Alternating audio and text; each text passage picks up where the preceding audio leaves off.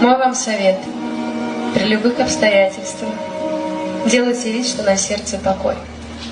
Это ваш шанс избежать обязательства. Всем объясняй, что случилось с тобой. Будьте приветливы, доброжелательны, стрессоустойчивы, в чем-то просты. Больше читайте, тогда обязательно мысли и речи не будут пусты. Не осуждайте других, не злорадствуйте. Помните истину. Прошлого нет. Возраст не важен, указанный в паспорте. Только душа знает, сколько вам лет. Будет тогда в жизни все замечательно. Снимет любую печаль, как рукой. Но главное здесь, при любых обстоятельствах, делайте вид, что на сердце покой.